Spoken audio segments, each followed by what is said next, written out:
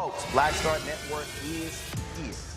Hold no punches. I'm real revolutionary right now. Support this man, Black Media. He makes sure that our stories are told. Thank you for being the voice of Black America, Roland. Stay black. I love y'all. All momentum we have now, we have to keep this going. The video looks phenomenal. See, there's a difference between Black Star Network and Black-owned media and something like CNN. You can't be Black-owned media and be scared. It's time to be smart. Bring your eyeballs home. You dig?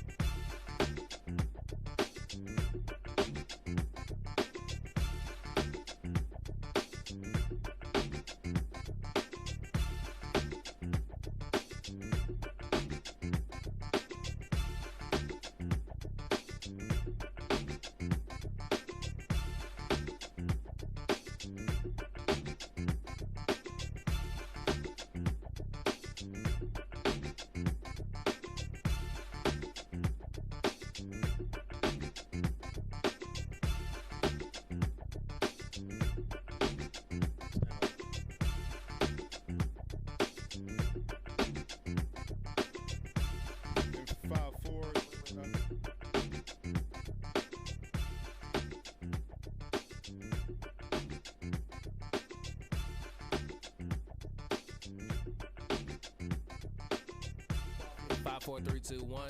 How you doing, Roland? How you feeling today?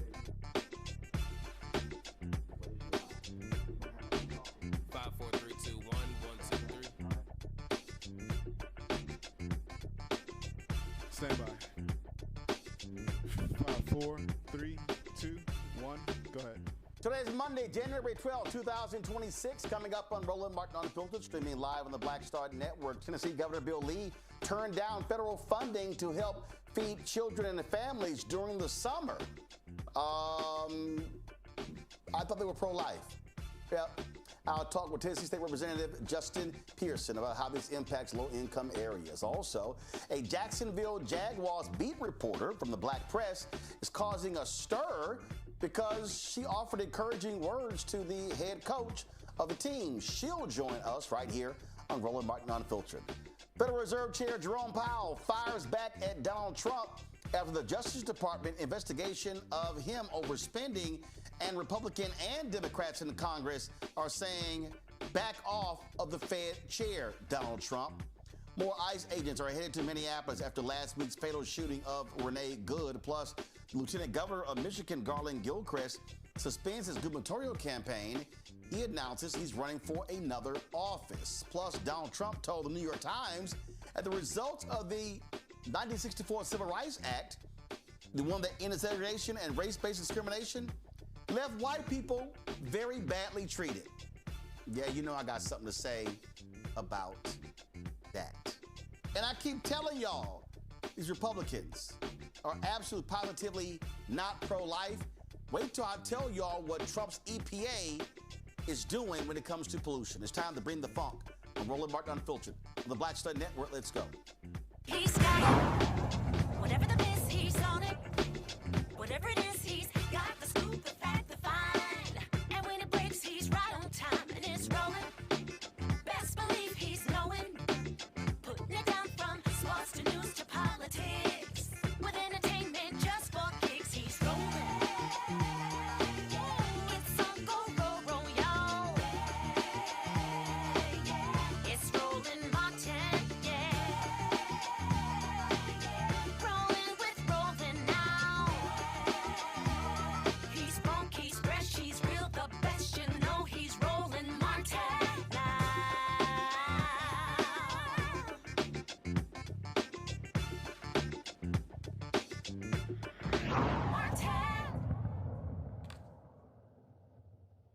The Republican governor of Tennessee, Bill Lee, has turned down $84 million.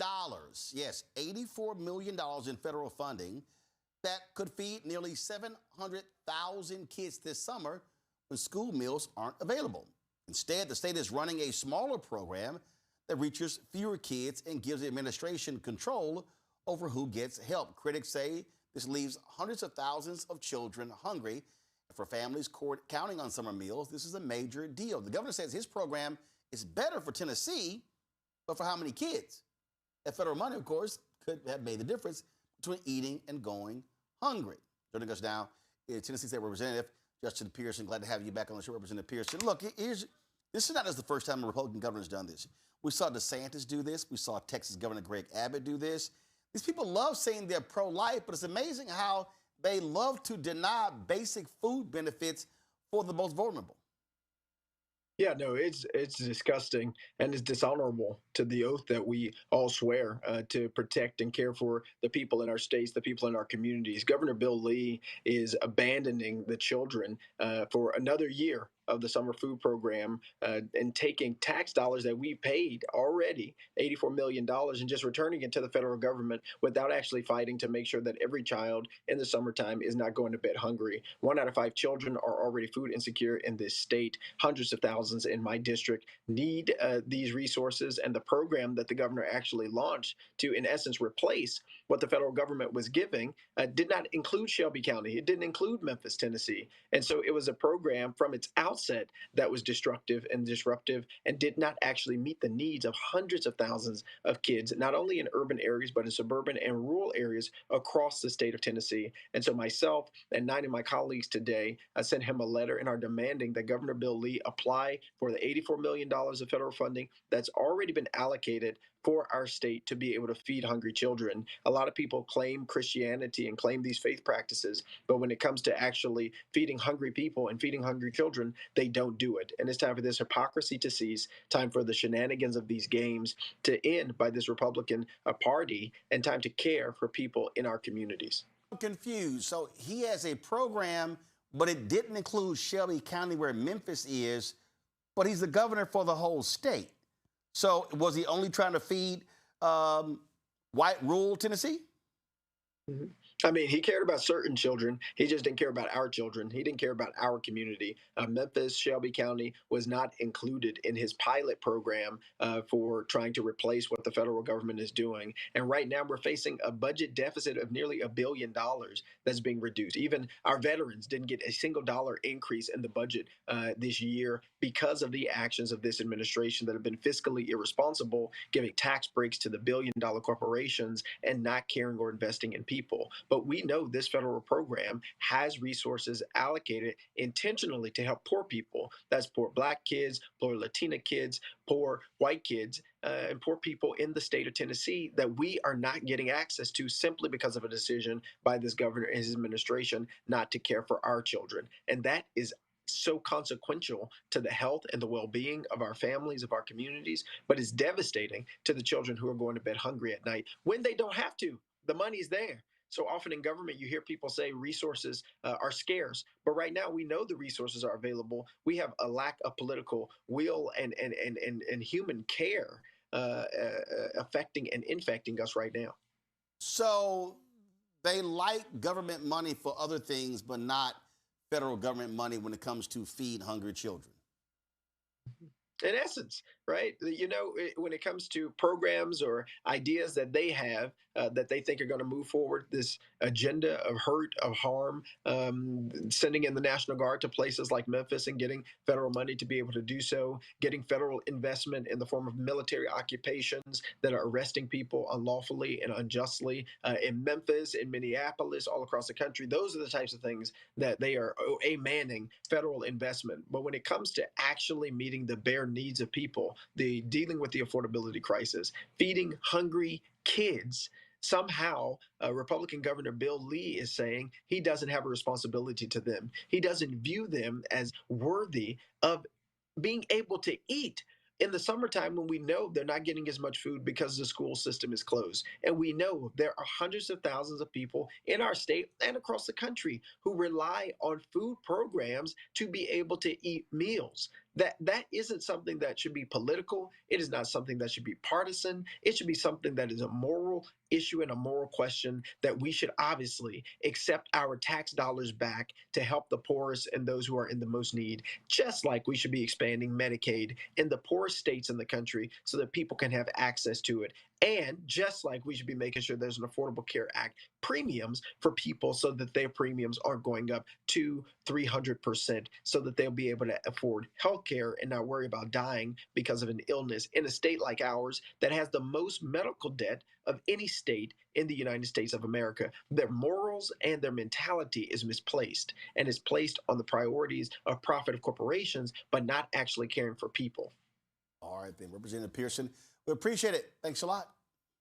I appreciate you. Let's keep up the fight. Yes, sir. Indeed. My pal is Dr. Ome Congo, the being a senior professorial lecturer at School of International Service, American University. Glad to have him with us. Also, author of Lies About Black People, How to Combat Racist. Dr. Terry Ann Scott, director of the Institute for Common Power out of Phoenix, Arizona. Glad to have both of you here. This is what I don't understand, Ome Congo, and it is very basic. Federal government allocates this money. It goes to feed constituents. It goes to feed people. But you have these Republican governors who go, oh, no. We don't believe in these federal funds, so therefore we're going to decide that we're just going to turn this money down. I remember during COVID when all these Republican governors, like Bill Lee, were boasting about their surpluses. Do you know why they had a surplus? Because of federal money.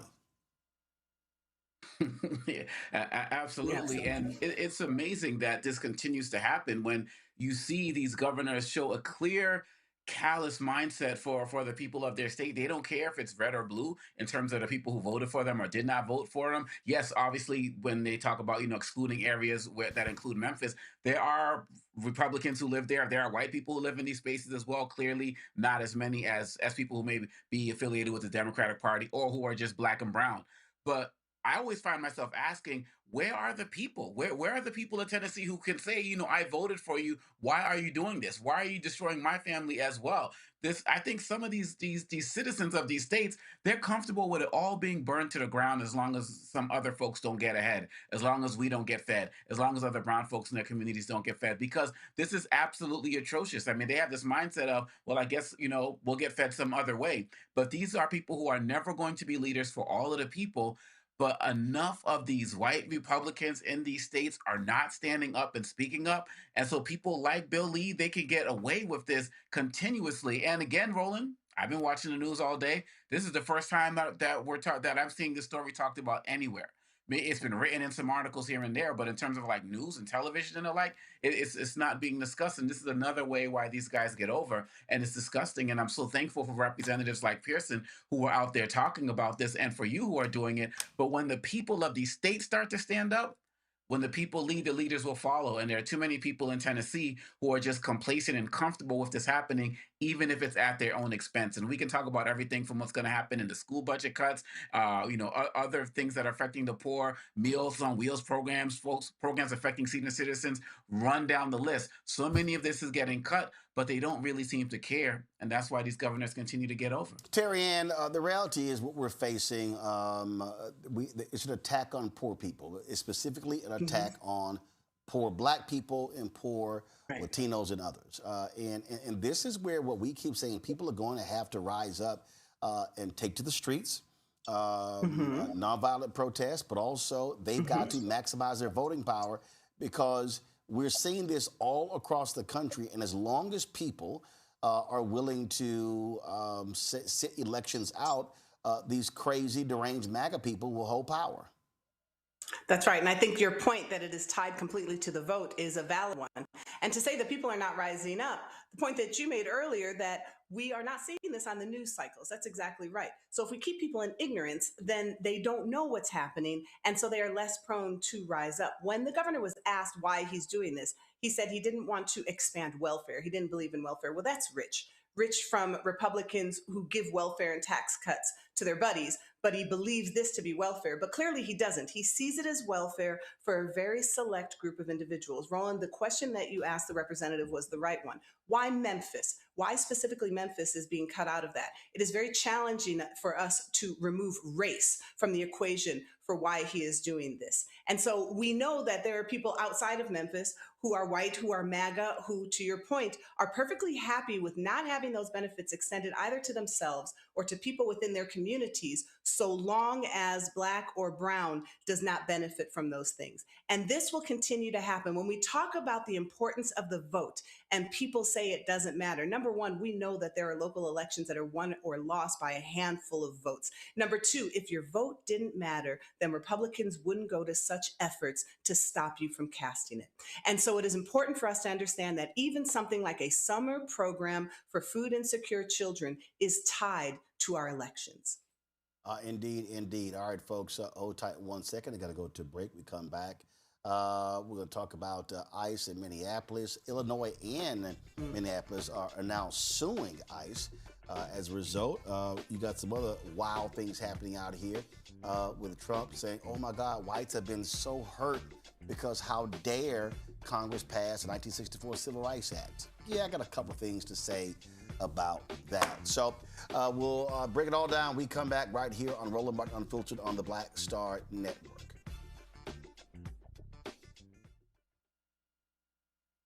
Next on the Black Table with me, Greg Carr. America is being reshaped in real time by a group of 6 people, unelected and without any checks and balances. By the end of the current Supreme Court session, education, the workplace, who gets to elect our leaders, and so much more could radically change. This week, we reconvene our legal roundtable and look at what the new America may look like and how we should respond.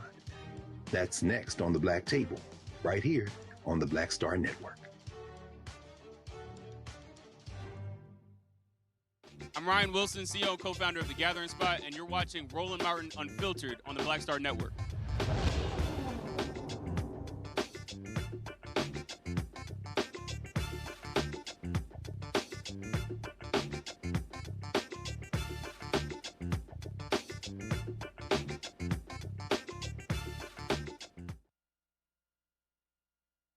the twice impeached, criminally convicted felon-in-chief Donald the Con Trump's Justice Department is going after Federal Reserve Chair Jerome Powell.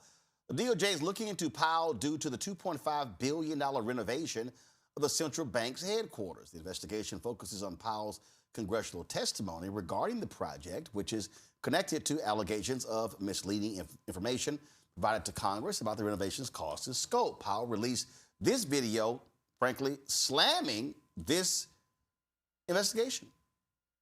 On Friday, the Department of Justice served the Federal Reserve with grand jury subpoenas, threatening a criminal indictment related to my testimony before the Senate Banking Committee last June. That testimony concerned, in part, a multi-year project to renovate historic Federal Reserve office buildings. I have deep respect for the rule of law and for accountability in our democracy. No one, certainly not the chair of the Federal Reserve, is above the law. But this unprecedented action should be seen in the broader context of the administration's threats and ongoing pressure. This new threat is not about my testimony last June or about the renovation of the Federal Reserve buildings. It is not about Congress's oversight role. The Fed, through testimony and other public disclosures, made every effort to keep Congress informed about the renovation project. Those are pretexts. The threat of criminal charges is a consequence of the Federal Reserve setting interest rates based on our best assessment of what will serve the public, rather than following the preferences of the president. This is about whether the Fed will be able to continue to set interest rates based on evidence and economic conditions, or whether instead monetary policy will be directed by political pressure or intimidation. I have served at the Federal Reserve under 4 administrations, Republicans and Democrats alike. In every case, I have carried out my duties without political fear or favor, focused solely on our mandate of price stability and maximum employment. Public service sometimes requires standing firm in the face of threats. I will continue to do the job the Senate confirmed me to do, with integrity and a commitment to serving the American people. Well, folks, this has not sat well with Republicans and Democrats. So go to my iPad, Anthony. This is a tweet posted from North Carolina Senator Republican Tom Tillis. Now, it's amazing how he got he got a lot of guts dealing with Trump since he announced he was not running for re-election in November. He said if there were any remaining doubt whether advisors within the Trump administration are actively pushing to end the independence of the Federal Reserve, there should now be none. It is now the independence and credibility of the Department of Justice that are in question. I will oppose the confirmation of any nominee for the Fed, including the upcoming Fed chair vacancy, until this legal matter is fully resolved. Now, keep in mind, in a couple of weeks, the Supreme Court is going to be hearing oral arguments concerning Donald Trump's attempt to dismiss Federal Reserve Board Governor Lisa Cook, African-American. Trump's previously fired Cook, again, the first African-American woman to serve as a Federal Reserve governor, citing allegations of mortgage fraud, which, of course, have never been proven whatsoever. As I said, there are other Republicans and Democrats who have been blasting these actions with the Federal Reserve. Terry Ann, let's just be clear. Donald Trump has been attacking the Federal Reserve since these MAGA idiots put him back in the White House because he wants them to lower interest rates because his economy sucks. So he's been blaming Jerome Powell for everything. And Powell was saying, dude, the reason the economy is bad is because your dumbass tariffs. Right.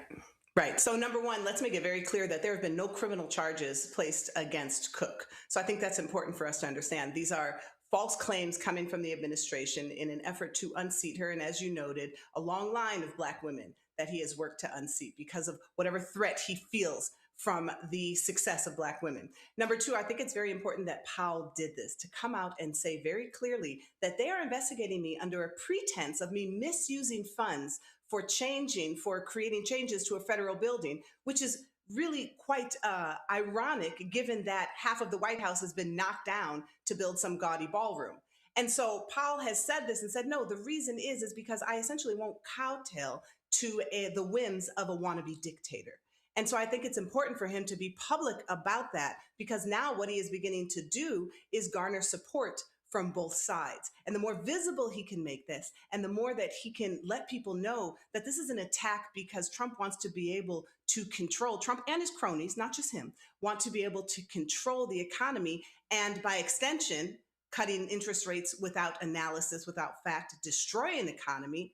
Powell says, I'm not going to allow you to do that, and I'm not going to allow you to scapegoat me for that. Congo, you can tell that this is bipartisan because a number of former Federal Reserve leaders have weighed in. They released this statement on the Federal Reserve. The Federal Reserve's independence and the public's perception of that independence are critical for economic performance, including achieving the goals of Congress has set for the Federal Reserve's of stable prices, maximum employment, and moderate long-term interest rates.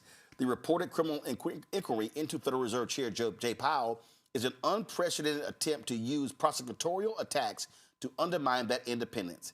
This is how monetary policy is made in emerging markets with weak institutions with highly negative consequences for inflation and the functioning of their economies more broadly. It is no place in the United States whose greatest strength is the rule of law, which is at the foundation of our economic success. Ben Bernanke, who served 2 chairs as chair of the Board of Governors of the Fed under President George W. Bush, Jared Bernstein, who was chair of the Council of Economic Advisors under President Joe Biden, Jason Furman was chair of the Council of Economic Advisors under President Obama, Tim Geithner was the 75th Secretary of the Treasury under Obama. He was also president and CEO of the Federal Reserve Bank of New York. Republican Senator Phil Gramm of Texas served as chair of the Senate Banking Committee. Alan Greenspan served 5 terms as chair of the Board of Governors of the Fed, first appointed by President Ronald Reagan, reappointed by Presidents George H.W. Bush, Bill Clinton, and George W. Bush. He was also chair of the Council of Economic Advisors under President Gerald Ford. Glenn Hubbard served as chair of the Council of Economic Advisors under President George W. Bush. Jacob Lew served as Secretary of the Treasury under President Obama. Gregory Mankiw served as chair of the Council of Economic Advisors under President George W. Bush. Henry Paulson served as the Treasury Secretary under President George W. Bush. Kenneth Rogoff, who, of course, the Emeritus Bose Professor of International Economics at Harvard University, former chief economist of the International Monetary Fund. Christina Romer served as chair of the Council of Economic Advisors under President Obama. Bob Rubin, Treasury Secretary under President Bill Clinton, also serving as the first director of the White House National Economic Council. And Janet Yellen served as the Secretary of the Treasury under President Biden. She was the chair and vice chair of the Board of Governors of the Fed, chair of the Council of Economic Advisors under President Bill Clinton, also served as president and CEO of the Federal Reserve Bank of San Francisco. So, Congo, a broad group there, Republicans, Democrats serving under numerous presidents, showing how Donald Trump's attack is on the independence. But here's the reality. Donald Trump wants to be King Trump. He wants to control everything. So he doesn't give a damn about Congress. He doesn't care about the judiciary. He doesn't care about the independence of the Federal Reserve. He wants to be the one who determines everything, having all power, being almighty. Well, this is what he told us last week in that interview. The only thing that can stop me is my mind. It's my own limitations, my own morality. And he actually had the term, the audacity to use the term morality. And he's also extremely vindictive. So anybody who he doesn't like, if he went through trials, they have to go through trials. This is why he's still trying to go after Letitia James, now going after her for something relating to her hairdresser. I mean, seriously? I mean, Jerome Powell is somebody who has stood up with dignity to Trump from the very beginning. We all remember that press conference, and they were standing next to each other and they were talking about the building, and Powell was correcting him in real time about the cost of things, which Trump couldn't stand because he's not used to being corrected in real time. This man's term ends in May of this year, even though he stays on the Board of Governors until 2028. In terms of the chair position, he's almost out the door. But Trump can't stand this. I believe the reason why we're seeing a lot of this bipartisan, these comments coming from members of the Senate and former people who had his positions and other financial experts, is because this is going to be messing with their money. This is going to be messing with the stock market. This is going to be messing with their investments. The independence of the Fed is the thing that separates us from being like other countries, as was mentioned in that statement. And so these guys, you start talking about their money, there's going to start to be a change. You're going to start to see more interventions publicly or privately from members of the business community as well. Just how you're kind of seeing with some of these big oil execs who are like, we're not really going to be going into Venezuela. What you talking about? It's uninvestable for us right now. And so I think this joint statement is powerful. You're going to start to see more Republicans speaking up. Obviously, you're going to have more Democrats speaking up. But the question is going to become, what actions are they going to start taking? Tom Tillis talking about slowing down appointments. Yeah, that would have been real nice at the beginning of this administration, right? But like you said, he's not running again, so he can feel like he has a little bit of more gumption right now. But Donald Trump's only going to become more emboldened, which means that these leaders have to become more emboldened in how they act to stop him before it's too late. Absolutely. All right, folks. Lots more to talk about on today's show. Quick break. We come back. A reporter for a black newspaper in Jacksonville has got folks all in a tizzy because she offered encouraging words to the Jacksonville Jaguars head coach after they lost yesterday to the Buffalo Bills. Lil Duval is really upset because they lost as well, the comedian, but that's why I'm rocking my Texas jersey. Don't worry about Lil Duval. The Texans will take care of the AFC South from this point on. So we're going to have that little chat with her. And trust me, people are really upset by what she had to say. We're going to play that for you and talk to her. And we'll talk about Minneapolis, ICE, and how they're being sued by 2 states as well. Folks, you're watching Roland Martin Unfiltered on the Black Star Network. Don't forget, support the work that we do. Join our Bring the Funk fan club. Our goal is to get 20,000 of our fans contributing on average $50 each a year. That's $4.19 a month, 13 cents a day. If you can't do that, we understand that. And so we've had people give us 25, 10, 5, a buck as well. Some people have given us more than that, 50, 100, 500, 1,000, or even higher. And so it's all about supporting the work that we do. Lots of different things that we've done. Folks, this is the first day I've actually been back in the studio since the first of the year. We've been making lots of changes, adding new robotic cameras, adding soundboards in here as well, changing up a lot of stuff in here. We've brought in whole new equipment for our remote productions. You name it, we've been doing all of that. Completely changing our audio system in the control room. Been going through all of that as well to improve our sound, and so you name it, that's the work that we've been doing since the Christmas break. So a lot of different things have been going on to improve what we do here. So your support is critical. Listen. We just do the work. It's not about awards. It's not about accolades. It's about impressing you and giving you the information that you need each and every single day. That's what our goal here is. So if you want to support the work that we do, you want to give to us via Cash App. Now, Cash App changed their rules, so we had to close our accounts. But if you want to contribute via Cash App, use the Stripe QR code. You see that QR code right here. You can also use that for credit cards. PayPal's R Martin Unfiltered, Venmo's RM Unfiltered, Zelle, Roland at RolandSMartin.com, Roland at RolandMartinUnfiltered.com. Make checks and money order, make it payable to. Come on, guys, switch the graphic. Make checks and money order payable to P.O. Box 57196, Washington, D.C. 20037 7-0196. I'll be back in a moment. If in this country right now, you have people get up in the morning and the only thing they can think about is how many people they can hurt, and they got the power, that's the time for mourning. For better or worse, what makes America special, it's that legal system that's supposed to protect minorities from the tyranny of the majority. We are at a point of a moral emergency. We must raise a voice of outrage. We must raise a voice of compassion. And we must raise a voice of unity.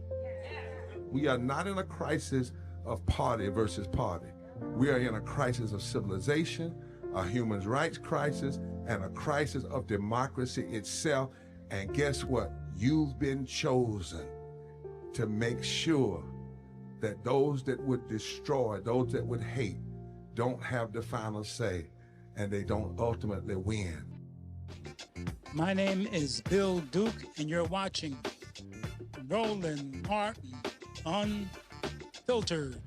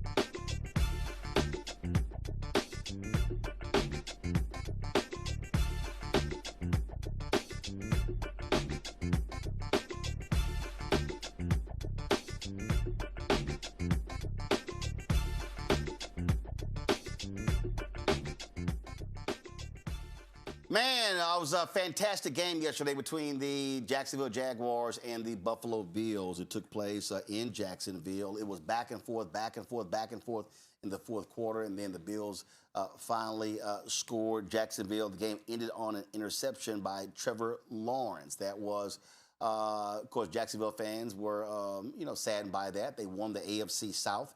Of course, my Texans came in second. And they were trying to win this playoff game after having a dismal last 3 or 4 years. So at the post-game news conference, Jacksonville Jaguars head coach Coen was at the podium. And then this exchange happened with Jacksonville Free Press reporter Lynn Jones-Turpin. Jones, Jacksonville Free Press News. I just want to tell you congratulations on your success, young man. Thank you. You hold your head up, all right? You guys have had a most magnificent season. Thank you. And you did a great job out there today. Appreciate so you just hold your head up, okay? Thank and you, ladies ma'am. and gentlemen, Duval, you the one, all Thank right? you, ma'am. keep it going. We got another season, okay? I appreciate Take it. care and much continued success to you and the entire team. Thank you, ma'am. Well, y'all, that had the sports journalism world in a tizzy. You had lots of reporters who were saying, oh, my God, she's wrong. That was grossly unprofessional. How dare she do that? That's not how reporters are supposed to operate. You're supposed to be there and ask questions and not be a fan. Well, Lynn Jones-Turpin, she's been doing the rounds, talking to different people. She joins us right now. Lynn, glad to have you here on Roland Martin Unfiltered. So, yes. So take us through. First of all, do you cover all of the games, or were you only there for yesterday? And how long have you been doing what you do there for Jacksonville, for the Jacksonville Free Press? Yes, covered the games. How you doing, Roland? Doing Good good. to talk to you. Appreciate the call. Yes, I'm at the games. I've been affiliated with the Jaguar games more than 25 years. I was with the Jacksonville Jaguars under the tutelage of Tom Coughlin. I worked in the season of first. So I've been attending the games. I report on the games. I've been a reporter. I'm with the Black Press. And this is what we do. So it wasn't nothing. It wasn't not normal. They're talking about my credentials and what I shouldn't be credentialed. The season is over. The bottom line. The man came out. He was emotional. And he's carrying the weight of our city, this team, his staff on him. And matter of fact, Roland, it just came out, tell you the truth. It just came out. To formulate a question and get back into the game is over. The game is over, and we headed into next season. So, had you ever done this before? What, I mean, you mean at a press conference or just? No, in terms of, I mean, sure. There's one way. Look, asking questions is one thing. Hey, what happened to this part of the game? Whatever. What happened with this? What happened with that?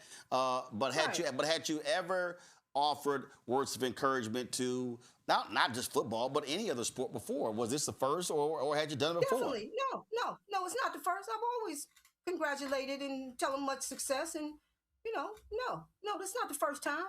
I think it's the first time because it went viral. I think it's the first time because of the kindness.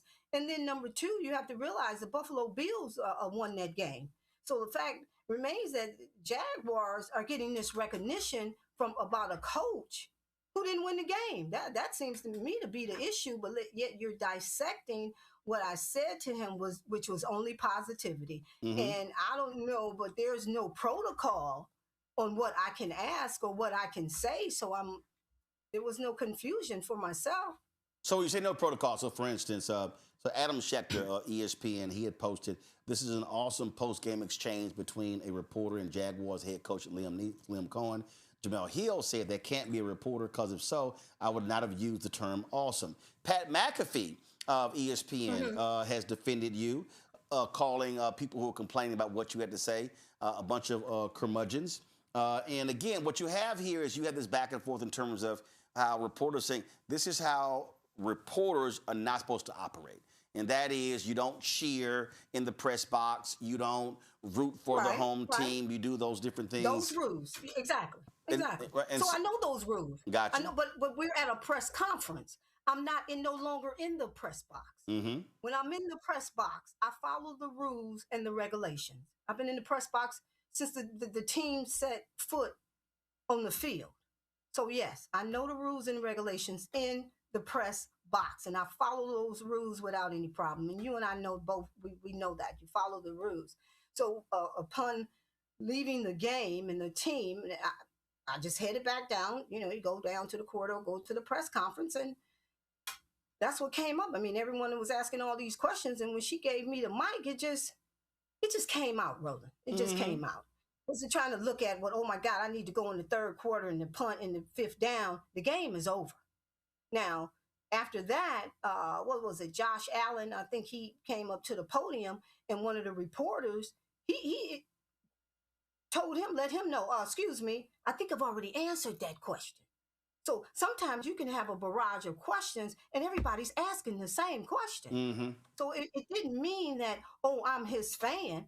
I've never met him. I don't know the coach. I know the coach who he is for Jaguars. He came here. It's been a year, Duval, this and that. But I wasn't trying to be a fan.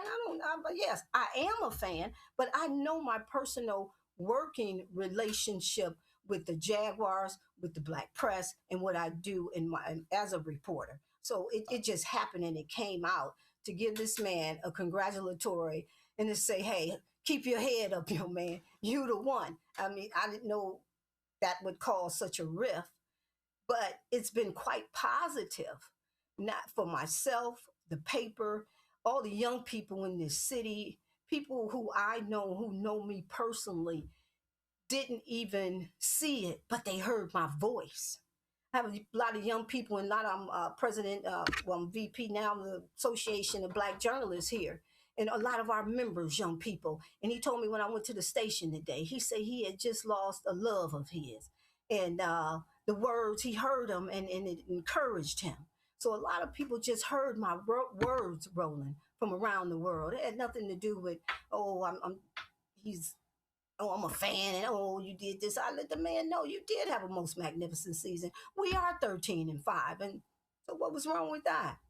I got a kick out of black folks when at first they said, I don't even know who asked that question. They said, but I know that's an auntie asking that question.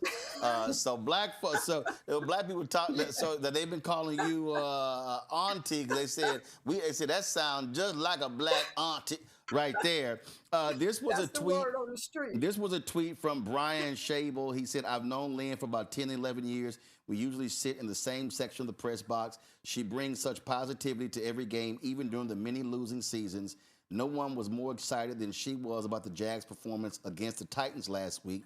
She's a wonderful person, and I'm so happy that this has been received so positively. Thank you. Thank you. Yes, and it has. And matter of fact, guess I was on with Kenan Thompson and Kevin Hart today. I'll be on their, I don't know if I was supposed to say that, but I'll be on their show tomorrow, 8 p.m. on Prime Video. So watch out for me. I have to, get Kevin right, tell him to keep his head up and stay in the game. So this is one of the things that, so let's be real clear, okay? And Wesley Lowry has written about this as well. Because what happens is in our business, you have this what is called objectivity. And that is when you're a reporter, you're supposed to be objective. You're not supposed to show favor. You're not supposed to be against, not supposed to be for. You're supposed to be even keeled. But one of the things that he's talked about in the past is that objectivity actually was not always the case, that really came about in the 30s or something along those lines. And one of the things that is hard for a lot of people to understand is that those of us in Black-owned media, we've operated by our own rules. We haven't operated by the rules of white media. So when you talk about in terms of reporting relationships, I mean, what people don't understand that when in Little Rock, Arkansas, when they were plotting the Little Rock Nine, when they were plotting that, the black press was actually in the room with them, and the relationship between MLK and Lerone Bennett, as well as Simeon Booker, between Ebony and Jet. And so a lot of folk really have no understanding in terms of when we talk about the black press, how we operate by our rules, not y'all rules. Roland, you know what you're talking about. Okay, we're talking about the black press. Come on, 190 years. There's more than 230. I say this every day. More than 230 African-American newspaper printed in this country today. And I'm hail from the great city of Detroit, Michigan, where the Michigan Chronicle has been around since 1935. In Philly, they've been printing the Philadelphia Tribune since 1884. We've been around since 1986. The Florida Star here has been around since 1955. So there's an African-American newspaper in every city in this country. Now, I know there was an issue in the NNPA, and we're talking about the black press. And we do things our way, and this is our press. It's just that we need more exposure, subscriptions, advertising. That's the level that we're ascending to for our next level when you're talking about news and newspapers. But we're not just newspapers anymore too. You are on social media. You have all your social media accounts, podcasts, and so forth. So I had a friend, longtime journalist, longtime sports journalist, who said, I would not have done this. This is, not what, not what we do. And this is what I said. I said, man, this is the most attention the black paper in Jacksonville has ever gotten. Would you? That's what I said. I said, so, I said, so bottom line is, so again, that's how I look at it. So my whole deal is, you Jacksonville Free Press, ride this sucker till the wheels fall off. Talk to me. That's what we doing. Come on, I got a Washington Post article coming out tomorrow. Lord, I've been on from NFL, CBS. We doing this, okay? So listen, you need to come on my podcast pretty soon. So yeah, we definitely taking advantage of this. But I think, like I say, the taking it out of context and really deciphering my comments. But then too, Roland, you have to know that everything is politicized too in that other world. So well, I understand from the journalistic perspective. I understand in terms of how we're supposed to operate, behave. But here's the whole deal. Here's the whole deal. And I'll just say this here. The reality is they're a columnist. They're a columnist who, yes. And this is also people don't understand about journalism. First of all, when you say journalism, that's an umbrella term. You can be an opinion columnist and be a reporter, beat writer, and you literally are under the same umbrella. And so a columnist could say exactly what you said in a column, and nobody would say anything about that. You just actually said it there at the news conference in front of everybody else with the coach standing there. So I understand all the hardcore journalism people. This is not what we do. This is not how we operate. I get that. But the reality is, again, if your publisher ain't got no problem with it, if your bosses are fine with it, well, then that's how it works. That's how it works there. And in fact, this was, I came across this. This was Pat McAfee's response. Hell yeah. Lynn Jones, Jacksonville Free Press, 27 seconds. Just to let Liam Coen know.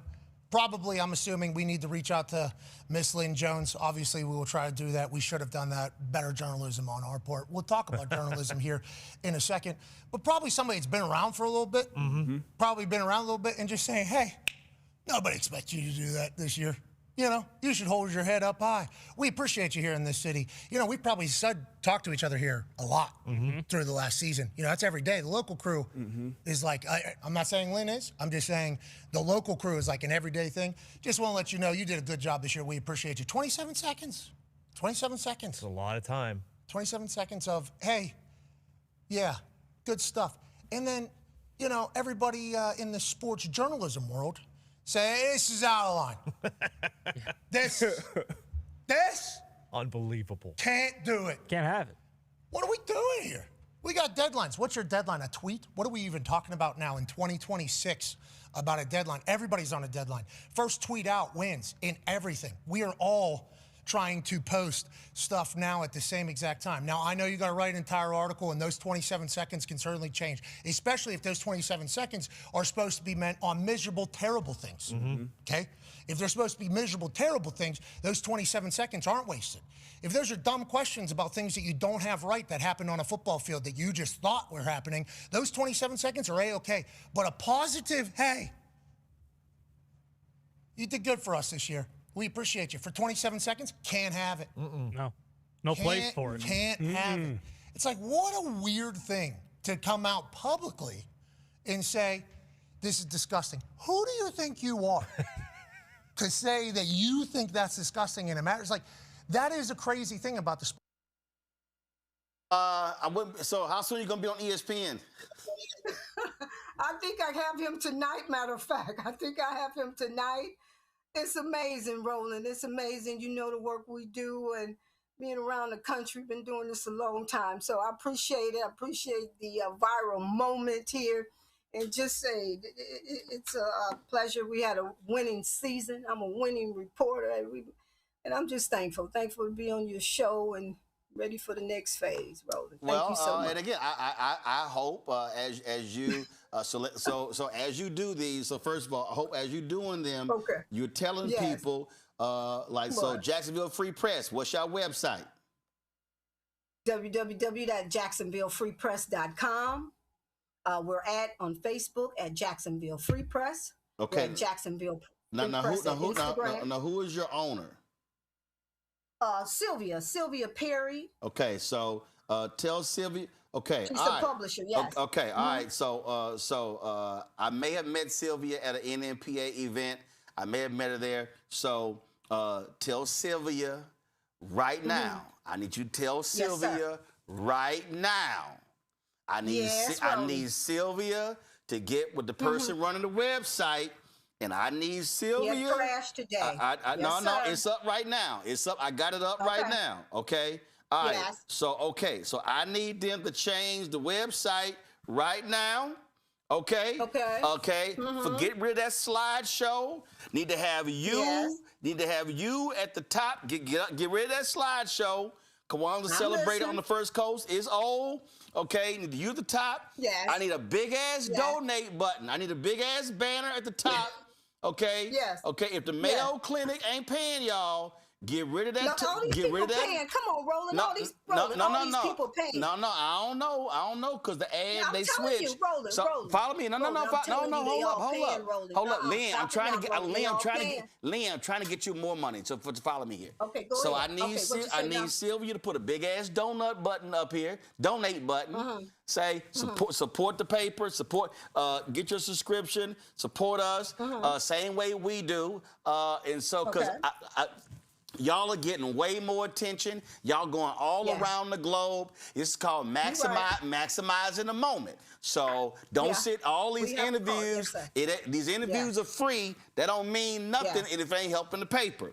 So tell folks if they want to support the black press, they want to support layout. Hey, you want to hire more reporters? This is what we looking to raise. And so I'm not lying. I would sit here. So when you with Kevin's show and the rest of them say, hey, we want y'all to be supporting black-owned media as well. And so we're trying to hire interns or whatever. I'm saying while all this attention y'all getting, maximize this, Lynn. We're doing it. And we got some calls tonight. We're doing it. We have our attorney on the phone. Everything's moving forward. Yes, sir. But I want a big ass donate button on the website. We talked to our website guy already today, Kermit out in Houston. No Regret Media. We're working it. We got some T-shirts coming out. We got a lot of stuff going on. So anything you could suggest, we greatly appreciate it. And thank you so much. We appreciate you coming to Jacksonville, EWC. Okay, Roland, thank you. So I appreciate it. Now, listen. Now, let me be real clear. You see who I'm rocking. Yes, sir. You see who I rep. Oh, yes, I see. Yeah, you see who I rep. So just want to let you know, we gonna handle the business tonight for the AFC South. Okay, all right. The Texans gonna represent the AFC South tonight. Just want to go ahead and just let you know that. All right, word up. And listen, keep your head up and much continued success to you. I appreciate it, and I hope this great. So y'all sell a bunch of shirts, make a bunch of money, and support Black Press. Oh, we shall definitely do it. All right, Lynn, thanks a lot. Thank you. Good luck. Again, Terry, I understand. Again, I've been in journalism since I was 14 years old. I get the whole deal. But listen, I'm like, yo, make some lemonade, make some lemonade, make some lemonade. That's what I want to. That's my whole deal. I mean, again, black press never get attention, okay, unless something bad. I remember when I ran the Chicago Defender. Every time something went wrong, it made headlines And when I took over, I said, no, we got to change these headlines because it can't all be bad news every time they bring us up. But this is one of those moments, again, where you maximize a moment. I mean, I want them to maximize the hell out of this moment. Not only maximize the moment, I am so glad that the two of you talked about the history of the Black press in the work, because I'm a historian by training. So in the work that I do, I talk about the Black press. I've researched it. I have discussed how they are the reason for the season for the reintegration of the NFL in 1946, in large measure for the integration of MLB in 1947, for so many things, one after another, encouraging the Great Migration. The Black press was at the center of that. So it's beautiful to watch another moment where the Black press can be on a national light. And as far as what she said, I was scrolling this morning about 4 a.m. and saw what she said. I was shocked to hear that there was any pushback and criticism. This was a human moment. And she was telling this young man, and his whole countenance, his whole disposition changed when she was talking to him. So, kudos to her for doing that. And I'm so glad that you pulled up the website and said, hey, gave a little direction. Make sure that you capitalize on this, because the Black press, and that paper in particular, deserves the visibility. And Congo, when it first happened, I knew the reaction was going to be. I knew it was going to be. And again, I understand our business, the rules, how things are supposed to go.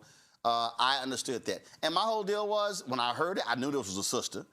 So I didn't know what. Yeah. And here's the deal: I didn't know if she was a reporter. I didn't know if she was a family member. I didn't know any of that whole deal. But I do think folk can get too crazy with this. And my whole, as Pat McAfee said, it was 27 seconds. It was 27 seconds. And you know what? I'm gonna say it again: the Jacksonville Free Press ain't never, ever, ever. Matter of fact, I'll say this right now. If you take every black newspaper in America and all the black papers combined in the last year ain't got this much attention. And so I love the fact that when she goes on, she mentions NNPA, she mentions the Black Press of America in the papers as well. So that's how I see this thing. Well, yeah, and I appreciated what Jamel Hill also said on her page. She was like, y'all spending so much time critiquing, you also spend as much time going to the website or the social media for this newspaper and actually following it and support it. Why not do that while you're talking all of this stuff? Look, I can't remember the last time I heard basically a human moment, in these press conferences, as it relates to this particular interaction. Some people may get up there, and be emotional about a loss or so on and so forth, but I'm talking about the interaction. But on the flip side, Roland, people are quick. Remember what they did with LSU and Angel Reese? I mean, you got these journalists out there who will do everything to demonize black athletes, sexualize them in the case of Angel Reese and some of these guys out there, and paint them in all of these negative lights. And people don't give them nearly as much critique or condemnation as they rightfully deserve. And so to have a situation like this happen, I think is beautiful. But not only is it beautiful, the positive feedback that she's receiving in a world of so much negativity in and outside of sports, to have this moment and to be recognized for it is beautiful. But like you said, Roland, in the way that world that we live in now, you also got to monetize that joint. So you got to make that happen too. Oh, absolutely. Hey, I'm telling you, Jacksonville, y'all, get them shirts printed now. Get that donate button up now. And all of these celebrities having you on their show, tell them cut a check to the Jacksonville Free Press. I'm telling you right now. I'm going to go ahead and say it, Sylvia. Y'all need to put a request of $250,000. And so say you want to create 4 journalism fellowships with that $250,000 for folks to be able to be on staff and report. Hey, I ain't got, in the words of Frank Lucas from American Gangster, I'm going to get that money. That's right. That's right. I got no problem asking for that money at all. Mm-hmm. All right, y'all. Going to a break. We come back. Black Star Network headlines with Brittany Noble. We're going to talk about Trump. Oh, my God, white people. Hey, it's been so rough for them since the Civil Rights Act were passed. So, yeah, what was life like for black people before that was passed? A lot we're going to talk about in our second hour. We'll be right back. Roland Martin Unfiltered on the Black Star Network. They said the quiet part out loud. Black votes are a threat, so they erased them. After the Supreme Court gutted the Voting Rights Act in 2013, Republican legislatures moved fast. New voter ID laws, polling place shutdowns, purges of black voters from the rolls. Trump's Justice Department didn't stop it, they joined in. In 2018, his DOJ backed Ohio's voter purge system, a scheme that disproportionately erased black voters. Their goal, erase black votes and political power. Yeah, that happened. These are the kinds of stories that we cover every day on Roland Martin Unfiltered. Subscribe on YouTube and download the Black Star Network app. Support fact-based independent journalism that centers African Americans and the issues that matter to our community.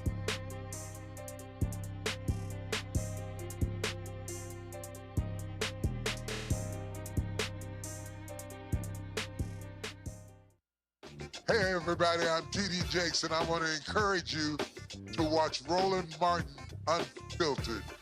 It'll blow your mind.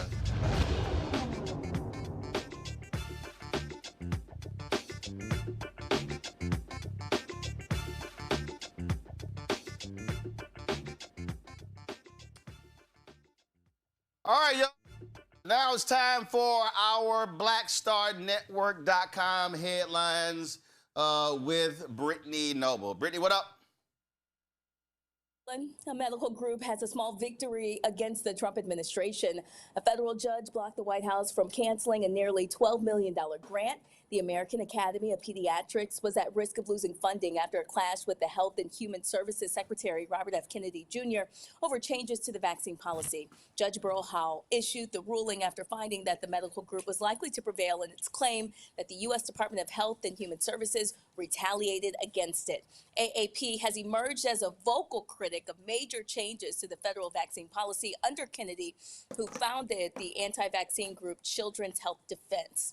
Well, Detroit Mayor Mary Sheffield is a woman on a mission, and she's making history as she goes. Just 4 days after being sworn in as mayor, she unveiled the RX Kids, a Michigan State University initiative launched in 2024. The program will help support families by providing funds for essentials such as utilities, diapers, food, and medical care. The state program is set to pay Detroit moms and their babies $105 million in cash. Well, Trump says Sean Diddy Combs is reaching out to him for help. He told the New York Times that Diddy had formally submitted a request for a presidential pardon. Unfortunately for the falling music mogul, Trump does not intend to grant the pardon anytime soon. However, the deadline reports that Diddy's former criticism of Trump during his first term severely cut his chances of a pardon. Curtis 50 Cent Jackson's urging Trump not to issue a pardon. Well, more than 10 major artists will not play at the Kennedy Center due to its non-woke programming. So far, artists and productions have pulled the plug, including Hamilton, Issa Rae, and LL Cool J, just to name a few. Shonda Rhimes resigned from the center's board of trustees. This was after Trump turned the venue into one of his pet projects. He purged board members and installed himself as the new chairman, backed by new bylaws. Well, the people's champion, Muhammad Ali, will be honored with the U.S. postage stamp.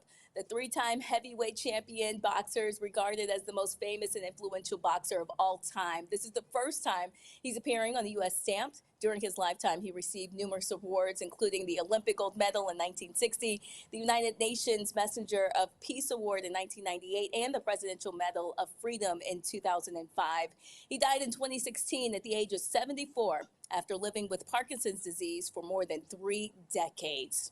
Well, husband and wife, movie stars Megan Good and Jonathan Majors have obtained citizenship in Guinea after tracing their ancestry to the West African nation through DNA testing. The citizenship ceremony is a private cultural event organized by the Ministry of Culture. It took place at a tourist and cultural center. The couple expressed their longtime plans to have a home there and to potentially spend more time there. Roland? All right, Brittany, we appreciate it. Thanks a lot. All right, y'all. So what did I say 1 year ago? I literally said that MAGA is about defunding Black America. I said MAGA's whole focus is fixated on doing all they can to literally destroy the entire black infrastructure. They want to destroy the black political infrastructure. They want to destroy the black economic infrastructure. They want to destroy nonprofits. I can go on and on and on what their entire effort is in terms of what it is that they actually want to do. And remember when Charlie Kirk was attacking the Civil Rights Act of 1964? Y'all pull that up. And so why is that important? Because this is who they are. This is what they are about. Well, Donald Trump did an interview with the New York Times. And Donald Trump talked about the Civil Rights Act and talked about how, oh my God, how it has hurt white people so much as a result of the 1964 Civil Rights Act. Now, you might say, well, wait, hold up. Did he actually say that? Yeah, he actually said it. Y'all pull the article up as well. But I told y'all this was coming. I told y'all that these people, they've always despised the 64 Civil Rights Act, the 65 Voting Rights Act, and the 1968 Fair Housing Act. They believe that the downfall of America began with these civil rights laws. They do. They do. They believe in it. That's what they actually think. And so they've always trashed it. This is Charlie Kirk right here talking about MLK and the Civil Rights Act. Listen. We note in our piece that Kirk describes King as, quote, a bad guy. It's true. And Kirk's self-described very, very radical view that the country made a mistake when it passed the Civil Rights Act. Also true. As we note in the piece, Kirk has previously described Kirk as a hero and a civil rights icon. It's true. I used to be wrong. What inspired Kirk to shift his view on MLK? Why does Kirk think that MLK is a bad guy? When Kirk says that MLK says, quote, one good thing he didn't believe, what does he mean by that? Why does Kirk believe passing the Civil Rights Act was a mistake? Now, again, apparently they don't listen to the show because we do that at least once a week, right? Once a week we talk about why the Civil Rights Act was a mistake.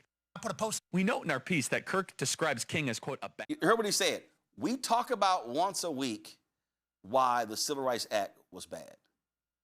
See, so some of y'all might be sitting here saying, okay, well, I don't get it. Well, remember, when we talked about that, remember what happened? This is Trump right here. Revoking the Equal Employment Opportunity Executive Order of 1965, which barred discrimination from housing. It barred discrimination, not housing, when it came to government contracts. This is who Donald Trump is. And so when he talks about whites being treated badly, and so it's because it's all about white grievance. What did I say in my book, White Fear? I said in 2009. In 2009, I said this, that we're living in the age of white minority resistance. I said in 2009 that white people are so angry because of what they believe blacks are getting too much.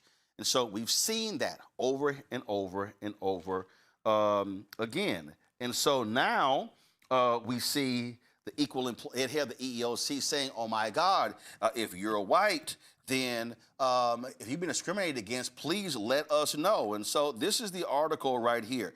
Trump says civil rights led to white people being very badly treated. So this was an interview with the New York Times. It says, speaking to the New York Times on Wednesday, Trump echoed grievances amplified by Vice President J.D. Vance and other top officials who in recent weeks have urged white men to file federal complaints with the Equal Employment Opportunity Commission. When asked whether protections that began in the 1960s, spurred by the passage of the Civil Rights Act, had resulted in discrimination against white men, Mr. Trump said he believed, quote, a lot of people were very badly treated. White people were very badly treated where they did extremely well and they were not invited to go into a university to college. He said in a paying reference to affirmative action in college admissions. So I would say that way, I think was unfair in certain cases. He added, I think was also at the same time, it accomplished some very wonderful things, but it also hurt a lot of people. People that deserved to go to a college or deserved to get a job were unable to get a job. So it was reverse discrimination. And here we go. It was the reverse discrimination. Now, quoted in the article, Derek Johnson, president of the NAACP, said, quote, there was no evidence that white men were discriminated against as a result of the civil rights movement.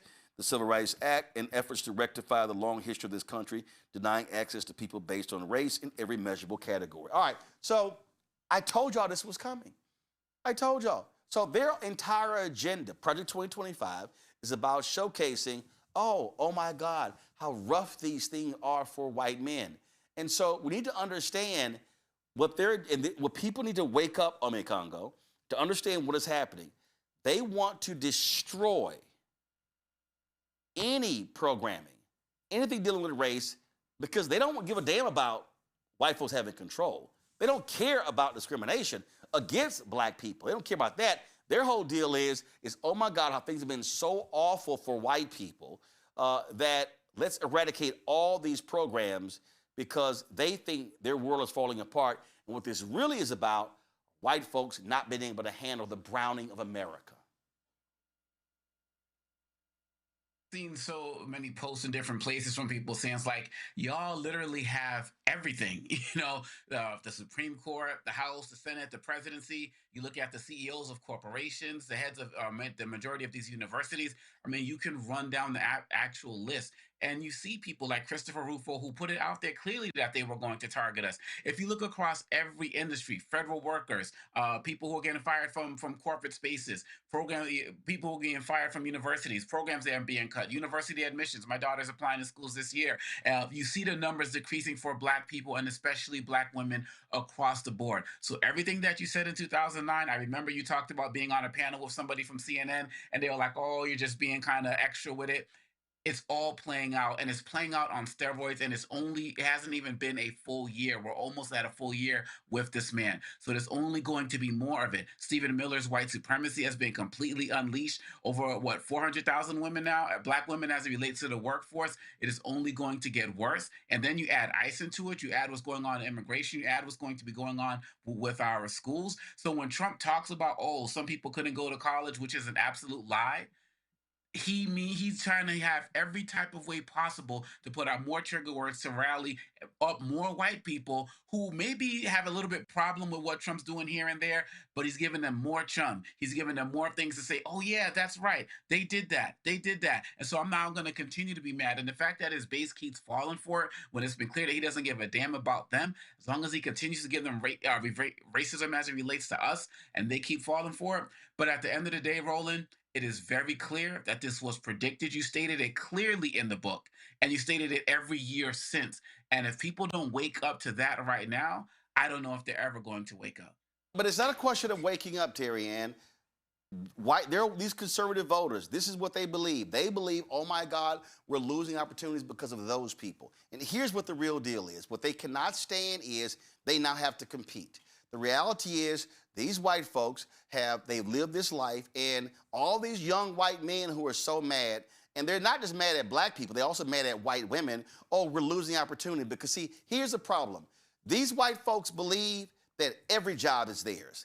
They believe that every spot in a university is theirs. They believe that every contract is theirs. When that white woman, Abigail Fisher, sued the University of Texas because she couldn't get in and she had to go to Michigan, well, when they went through the actual courts, they realized that there were white people who had grades less than her, but they were admitted for other reasons. So she was running around thinking, oh, I didn't get this because of black people. No, boo, you didn't get in the University of Texas because white people got in, not black people. And so this is their problem. They believe, oh, I've got the grades, I've got this.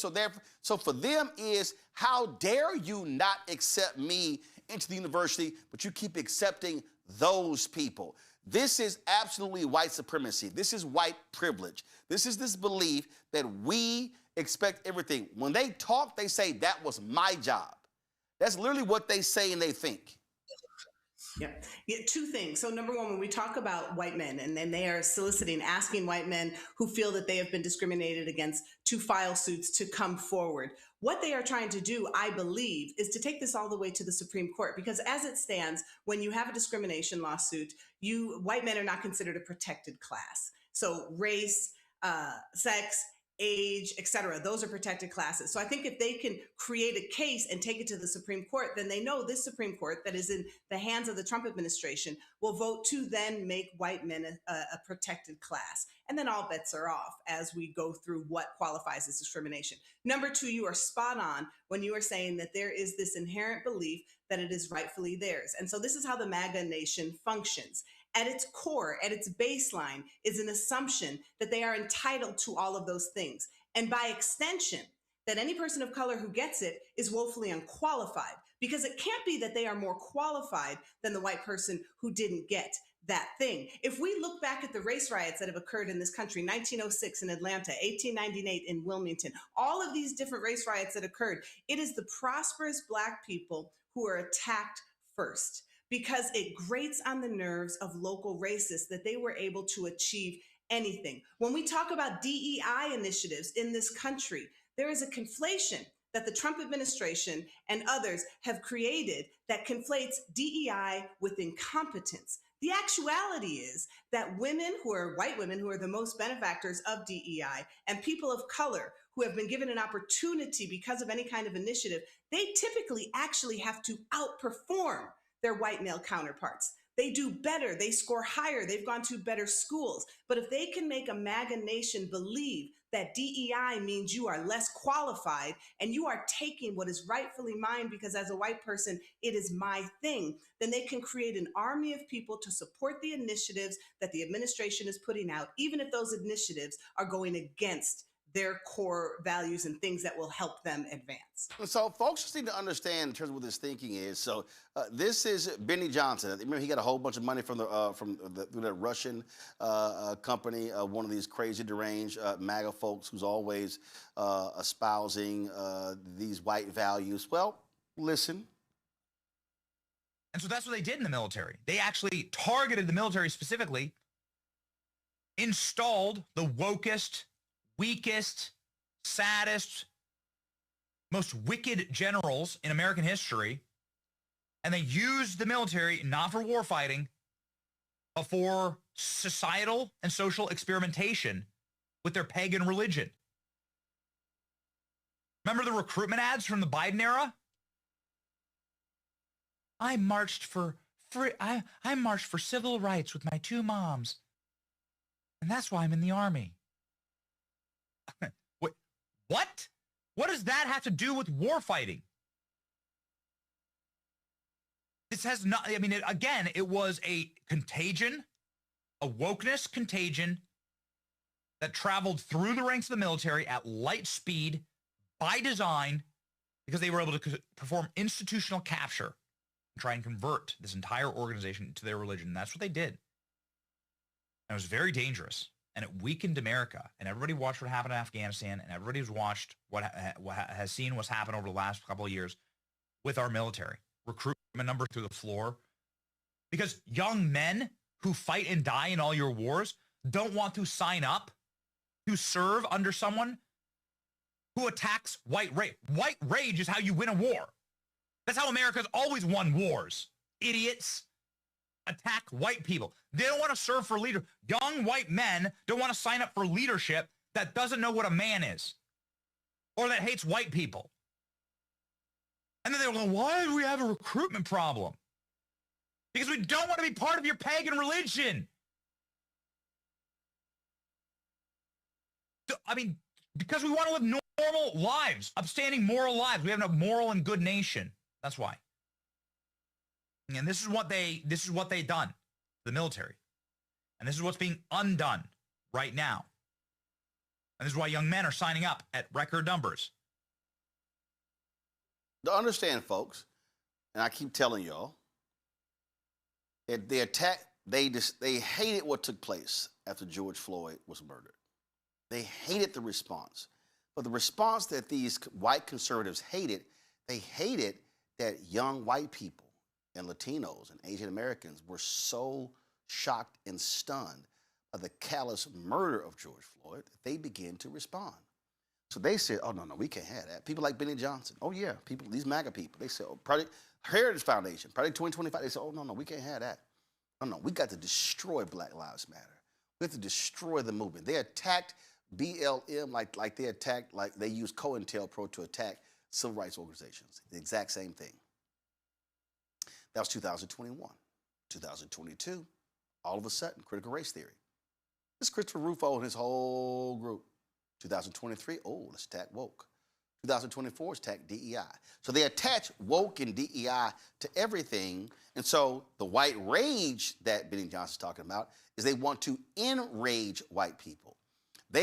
You have studies now where white people believe that they are twice as likely to face discrimination than black people. How many white folks have you heard impacted by redlining? How many white people have you heard who have had to deal with homes being appraised at a much lower value than the black? Y'all, come on. But this is what it is. Because what is happening, Terry Ann, in this city here, what they cannot stand, they cannot stand black success. And so it's, oh no, you're here because you're DEI. No, I'm here, I can kick y'all ass. See, that's what they can't stand. So what's driving them crazy is they don't have to compete. So these young white men who are like, oh my God, I couldn't get a writer's job in Hollywood. Really? And now what have you seen? The videos put out, UCLA, they put out last 5 years. No, not last 5 years. Last year, it was the whitest in terms of showrunners and leaders of shows, the whitest in 5 years. Because what Donald Trump has said is, oh, y'all forget diversity. You ain't got to hire diverse people. So you now have permission, go back to how you used to hire, hiring your friends, hiring your friends' friends.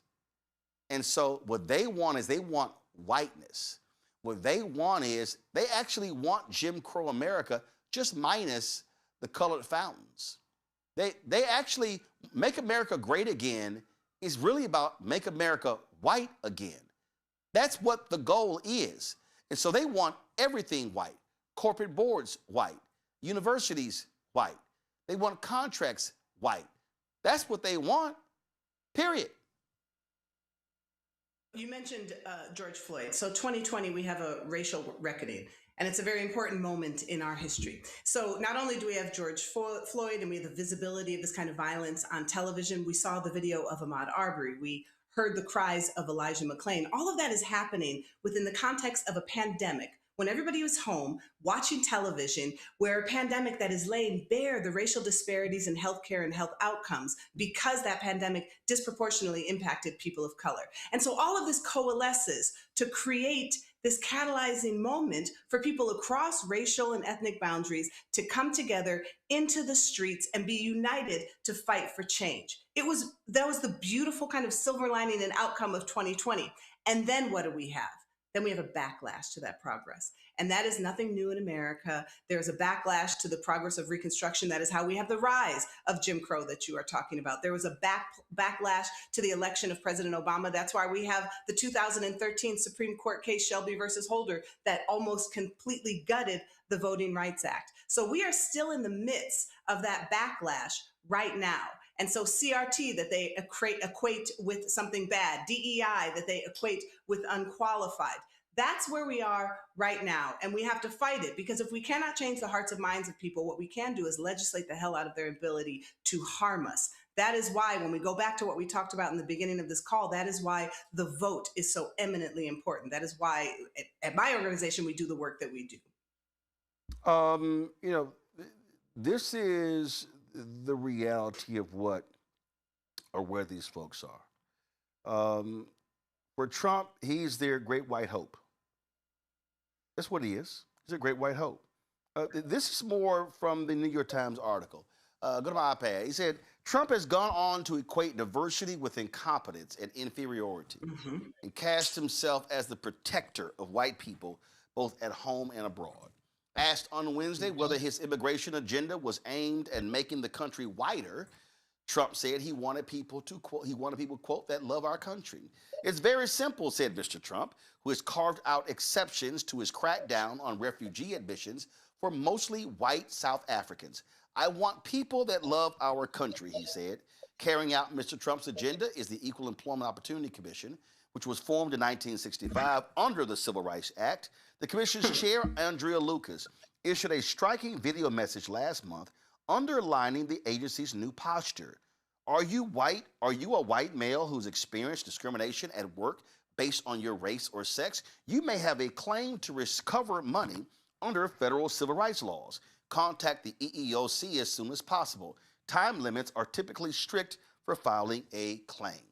Now, see, the thing here, Ome Congo, is what was also happening is that what they have been doing is they've also been filing various civil rights laws, utilizing the laws meant for black people against black people. For instance, you take the Civil Rights Act of 1866, okay? That was about protecting African Americans from being able to get contracts. They now are filing lawsuits against folk like the Freedom Fund and others who are creating economic opportunities for African Americans, saying, oh, that this stuff is discriminating against white people. That's what they're doing. They're filing lawsuits saying the Civil Rights Act of 1964, just hurts them. This is so, what people have to understand is why we connect the dots and why we keep telling people you got to be paying attention to what's going on. Why I don't spend my time on all this entertainment and sports and all this other bullshit, because what they want to do, Ome Congo, is they want to be able to get rid of, one, or severely weaken all of these laws to allow the mindset of Jim Crow to come back to have Jim Crow 2.0.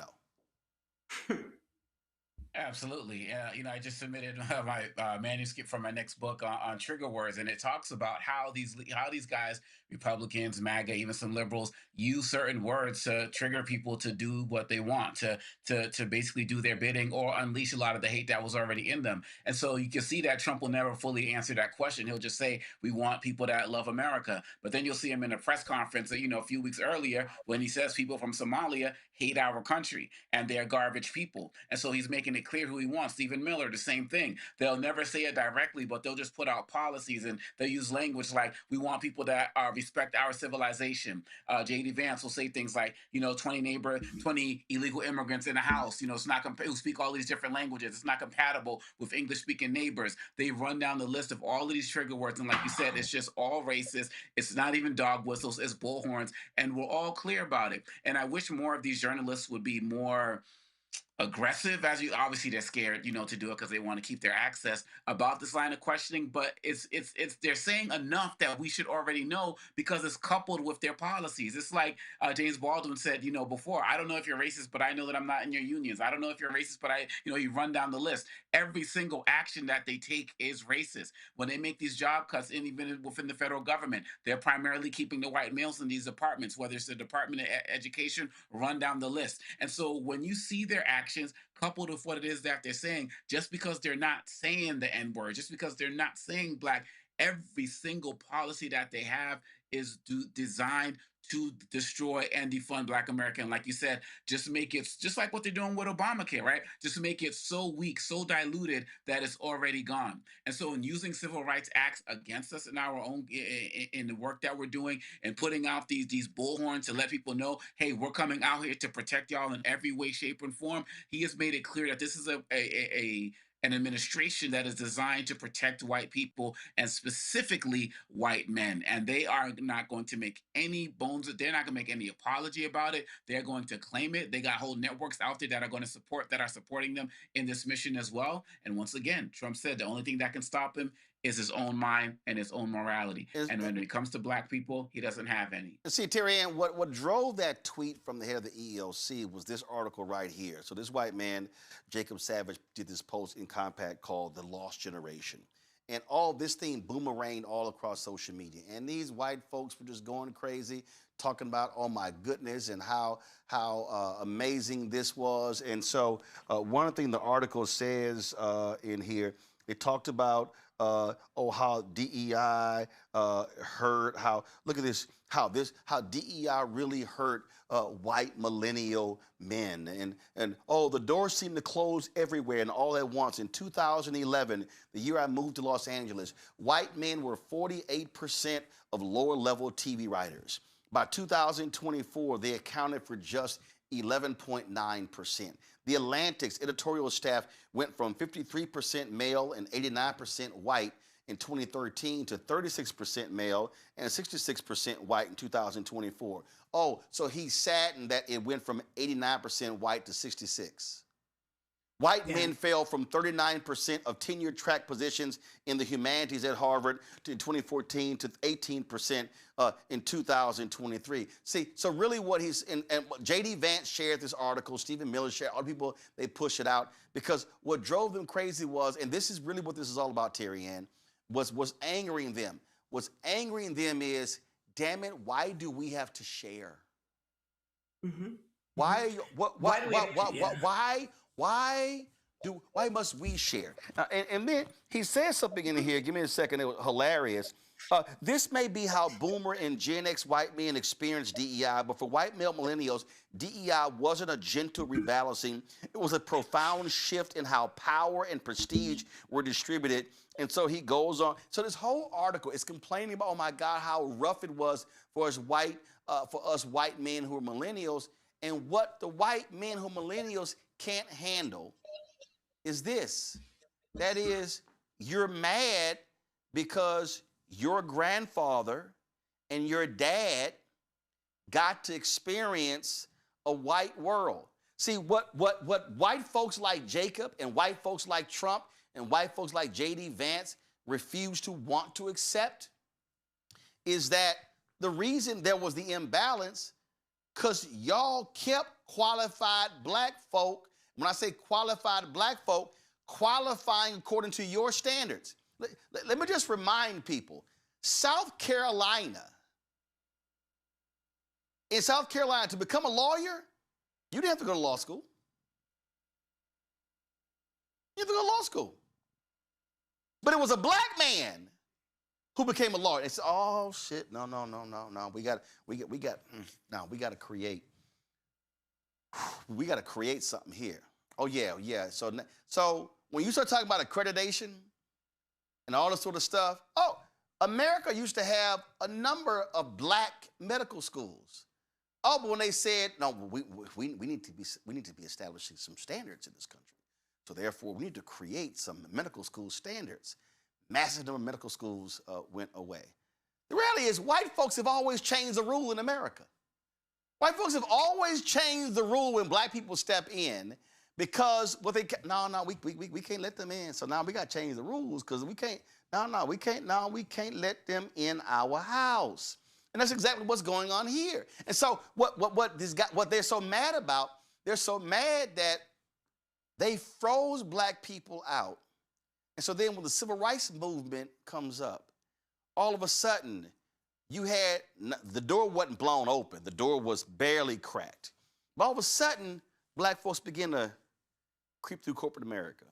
And black people start getting hired in media. And black people start politics. Okay? Shirley Chisholm was the first black woman elected to Congress ever. That didn't happen till the late 60s. And so they're angry that, damn, we white male millennials, why couldn't we get a piece of that white world? So what angers them is they now have to compete. Why are these white young men running around pissed off, mad at white women? Because they mad that white women took their jobs. Because white women are the greatest beneficiary of affirmative action in American history. So, Terry Ann, the real deal here is what these white folks cannot handle, what white male millennials can handle, which is why Nick Fuentes is used as a weapon by the Republicans. This is why the Benny Johnsons of the world, the Charlie Kirks of the world, the Ben Shapiros of the world, they have to speak to white rage Because what these white folks can't comprehend is, damn, you mean tell me that I can't have a Mad Men-like world? Damn, I can't have a world where grandfather used to be able to smack a woman on the ass and grope her and pop the back of her bra strap. I can't act like that in the workplace because all these damn laws, these damn rules. Damn, you mean tell me that, wait a minute, these DEI programs, why we got to go hire people from these HBCUs? We had Barry Williams on the show. She talked about sitting there in Silicon Valley and they were going over applications and the white woman goes, oh, I've never heard of this college. And she threw, so she said, wait, hold up. She said, how are we not going to examine the sister's application because she went to a college you ain't never heard of? Because these white folks, oh no, I'm sorry, what's a FAMU? What a Spelman? I mean, I know the sister, I know Smith College, but what is this Spelman thing? The reality is what they desire is to maintain white elitism, white power structure, white economics, and freeze everybody out. And that's why Trump is doing what he's doing. Hinged on an assumption, as I alluded to earlier, that people of color, particularly Black people, can't possibly achieve this thing. Listen, I got my doctorate from the University of Chicago, and I cannot tell you how many times, an endless number of times, and I've heard this from other Black people from University of Chicago, that somebody has asked me, where are you getting your doctorate? And I'll say, and they correct me, do you mean whatever other university? No, I said what I mean, because there's an assumption that I couldn't possibly be there as a Black woman. When the Tuskegee Airmen took their exams to become pilots, they outscored their white counterparts to the point where people actually thought that they cheated and made them take those tests again. This is an age-old assumption among what we now have as these MAGA individuals, that Black people cannot possibly have achieved this thing, and that I am not getting this thing because it's being taken from me, not because I don't have the wherewithal or the the achievements to be able to do this. So when you have articles like what you just had, where they're citing how white men used to have this and white men used to have that, and now they have XYZ, it is because it is being given to disqualified or underqualified people. That is the assumption. And what does that do? That creates a level of anger among them that fortifies a base of MAGA that then says, we will do your bidding for you so that we can make a white world.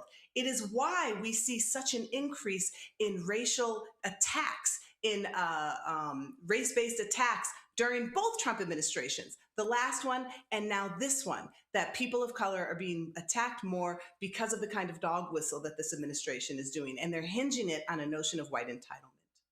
This is the line that I think is most important in the article to understand the mindset of Congo. When he says, for white male millennials, DEI wasn't a gentle rebalancing. It was a profound shift in how power and prestige were distributed. In right there. And that's what it boils down to. What drives these folks crazy, what drives them crazy, what's driving the Supreme Court case where they're going to make a decision that's going to gut Black power, political power across the South is shit. They passed that damn Voting Rights Act and they ass got some power. Shit. They passed that damn 64 Civil Rights Act. Now they ass got some damn power. You mean to tell me, damn. See, I need to take everybody back through history. The Civil Rights Bill when Kennedy got elected was one big-ass bill. The Civil Rights Act, the Voting Rights Act, and the Fair Housing Act, that was all one bill. That was one bill. Kennedy gets assassinated November 22nd, 63. LBJ tells MLK, I cannot pass this bill. I cannot pass this bill. I cannot. Bryan Cranston, who plays LBJ in the HBO movie, Anthony Mackie plays MLK. There's a scene where literally LBJ tears out 2/3 of the bill. So The reason it was 3 bills because it was broken up. The Civil Rights Act was 64. The Voting Rights Act was 65. But this is the piece that people don't seem to understand. Wait a minute. Now, how was Kennedy killed on November 22nd, 63? And then they passed the Civil Rights Act in 64 and the Voting Rights Act in 65. But what the hell took 3 years for the Fair Housing Act? It's because white Republicans were supportive of the 64 Civil Rights Act and the 65 Voting Rights Act said, now hold up. Now, we opposed them Southern Dixiecrats, and we gave the niggers, we'd say, all right, fine, y'all can stay in hotels, and y'all can ride buses, and y'all can do public accommodations, was the 64 Civil Rights Act. Now, we gave them niggers the right to vote, which actually was given with the 3 Reconstruction Amendments, but they had to ratify the Voting Rights Act to make that thing real. All right, we then gave them niggers the right to vote. But wait, hold up. Y'all want us to support them niggers living next to us? Oh, hell no. We not. No, we not doing that. See, I see some of y'all out there who ain't read. I want y'all to Google right now. I want everybody to watch. If you are listening to the sound of my voice or you're watching right now, I want you to actually Google. And Anthony, you can sit in and you can pull this up. I want y'all to Google Ronald Reagan and Governor of California and racial covenants. Y'all gonna see it right there. Now this, you see the AI overview, almost right there. As governor, Ronald Reagan opposed California's Rumford Fair Housing Act 1963, and he championed Proposition 14, a ballot measure to repeal it, arguing it violated property owners' rights to discriminate, a stance aligning with opposition to racially restrictive covenants that historically barred non-whites from neighborhoods. Reagan campaigned on this, quote, freedom to discriminate, though his own properties had such clauses which he claimed ignorance of. His stance, rooted in property rights, became a cornerstone of his conservative appeal, but the Supreme Court struck down Prop 14, eventually leading to federal fair housing laws. Now, y'all, I'm reading that for you because the white folks in California passed Prop 14, which said, I do not have to sell. I can put in the covenants, you don't have to sell to somebody black. What people don't understand is that it was a black Republican, Edward Brooke of Massachusetts, who ain't like these damn Republicans. He was a liberal Republican. It was Ed Brooke who broke the filibuster. People need to listen to what I'm talking about. Ed Brooke, I'm going to do this here. Again, go back to my iPad. Ed Brooke breaks filibuster. Housing. Boom. Housing champion. Ed Brooke, this is the, so what happened? Ed Brooke fought for housing, and what ended up happening was you had all of these, let me pull up a separate story, all of these folk right here, how Brooks helped destroy public housing. That was public housing. So what ended up happening was, it was all about fair housing. This was being the housing law was being blocked.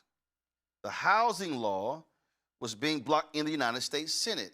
Ed Brooke brokered to break the filibuster to advance the 1968 Fair Housing Act. That happened in February of 1968. Now some of y'all, now y'all going, okay, hold up. Then you're going, wait, I don't understand though. Because wasn't the Fair Housing Act like signed later? Yeah, it was signed later. It was signed later. You know why? But mess y'all up. The Republicans were blocking it in the House. What happens? King gets assassinated April 4th, 1968. LBJ, again, this what happened when you read, LBJ in letter to House after MLK killed. LBJ sends a letter to the House. Let me I'm gonna say LBJ in housing letter. LBJ sends a letter to the House saying we need to sign this law that King gave his life for. That's what LBJ actually did. So y'all, they fought housing in this country. They fought housing in this country. So what Donald Trump is saying and what MAGA wants to do, MAGA is desperately, can we peel back housing? Can we peel back voting? Can we peel back 64 Civil Rights Act? Y'all, you peel those three back, you literally peel back 60 years of American progress. That, Ome Congo, is their ultimate goal. So they want to, by peeling back as much as they can, they want to, in essence, reinstitute Jim Crow. Again, not water hoses, not German shepherds, not that aspect, but if they are able to completely, let's just say, this floor I'm standing on is the foundation. If I can take a jackhammer to the foundation of a house, then house can't stay standing because the infrastructure has been broken apart. That is what their agenda is. Yeah, and I'm glad you brought up, the various civil rights acts, and because so much of this involved the courts, and it makes me think about the John Roberts courts because they are also working. The Supreme Court is working in partnership with Trump to do just that. This is why the late great Representative, John Lewis opposed the confirmation of Chief Roberts on the Supreme Court because he has always been somebody who's been who's against any type of voting type of rights or access. This is the Supreme Court that's destroyed affirmative action. This is the Supreme Court that has other types of rollbacks. And so we could talk about what Trump is doing, but he's doing it in partnership with them. Like you said, there are no Republicans like Brooks right now. And then you look at the House of Representatives as well. And so if people could just see that one of the things that, Donald Trump, he's crazy, he's irrational, but he's also very methodical in terms of the people who are around him, the Stephen Millers of the world, people who know how to plan, people who know how to target various aspects of legislation with precision, the folks who are over at the Heritage Foundation,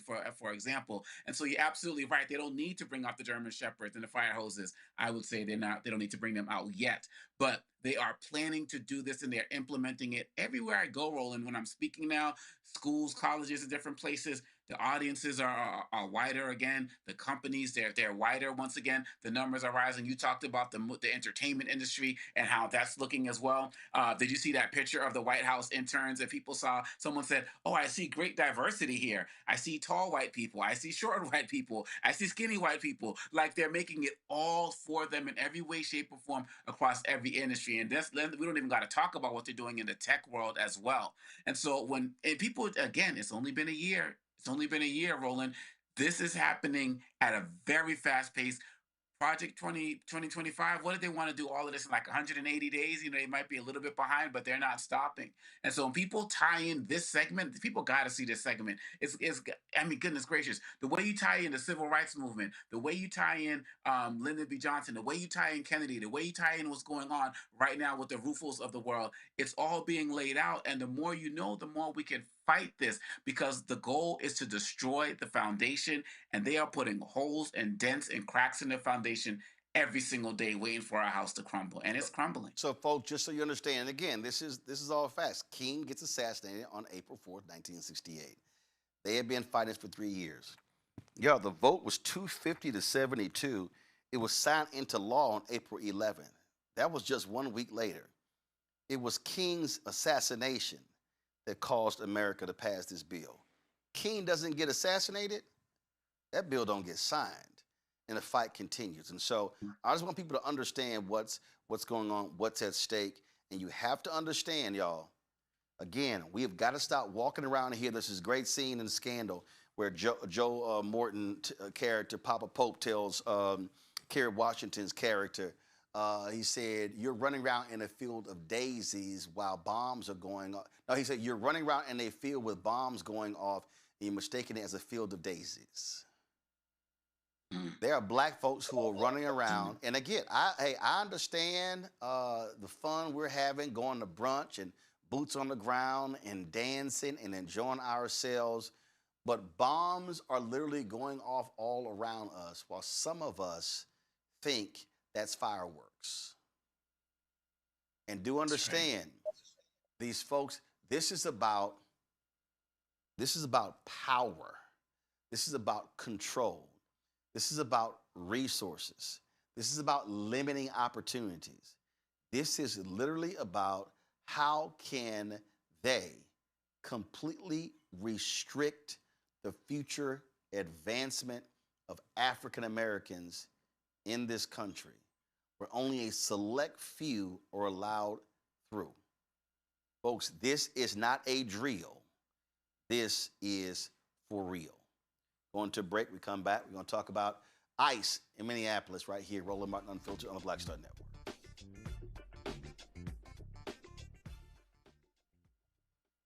This week on A Balanced Life with Dr. Jackie, we're talking about the ups and the downs of the holidays, the ebb and flow of life, those things that keep us running and gunning. But you know there comes a time in each of our lives where we need to just sit down, sit back, and relax, giving you a chance to really find out who you are and how you're going to move your life forward. How do I learn? How do I grow from this? And that's where, resilience comes.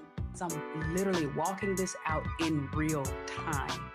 It's just giving myself all the grace, all the space, all the permission that I need. We're talking about all of these things this week on A Balanced Life with Dr. Jackie here on Black Star Network.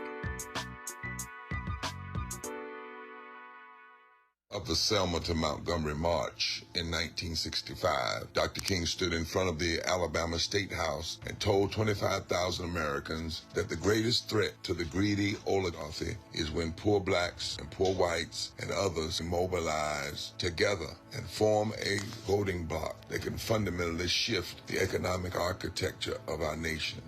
In America today, we have fewer voting right protections than we did when the Voting Rights Act was passed in 1965. And state legislatures have abused their power to try to pick their voters rather than let the voters pick their legislators. Meanwhile, every day people are suffering while the greedy get richer and richer. Dr. King was right, and many others were right. The billionaires who think they can buy our politicians are afraid of people coming together across dividing lines and building power together. In 2013 and 2014, we together in this state built out the Moral Monday movement. And in 2014, more than 80,000 people showed up in Raleigh for a mass people's assembly. We mobilized our power. We mobilized our vision. We did not continue to just resist what others were doing. We claimed the world that we wanted, the society that we wanted. And what we did energized. It was not partisan, it was principled. Here we are again now in 2026. And it's time to love forward together and mobilize. This is our Selma moment. And we need everybody, regardless of your race, your creed, your color, your religion, your sexuality, whoever you are. If you love voting rights for all, if you love abolishing poverty and bringing into reality living wage, if you love health care for all, all. If you love, and grace and mercy, and do not want to buy into the religious nationalism of hate and meanness and a lack of empathy, if you want to love forward together, welcoming immigrants rather than suffering ICE raids, if you love the environment and want to see it cared for rather than the polluters taking over, if you love fully supported public education, if you want to love, not hate, and to have peace and not war, to stand against unchecked militarization and the militarization of our cities, then it is time to come together and mobilize our power and our passion for justice. Then we now are in a moment where we must move from resistance to loving forward and mobilizing our power. So, from February 11th through the 14th, North Carolinians are going to be walking and marching and caravanning from Wilson to Raleigh. And on Saturday, February 14th, Valentine's Day, we will hold a massive People's Assembly for a moral agenda in Raleigh, North Carolina, saying it is time to love forward together. We are marching from a district that MAGA extremists, because of a call from President Trump, decided to gerrymander the 1st Congressional District, take it away from the people. And we are inviting all defenders of democracy and champions of the common good to meet us in Raleigh on February 14th to reclaim a moral agenda, an agenda for going forward, to pursue the society and the democracy that we want, not only for ourselves, but for our children's children. For somebody's been hurting our people, and it's gone on far too long, and we won't be quiet anymore. We will love forward together.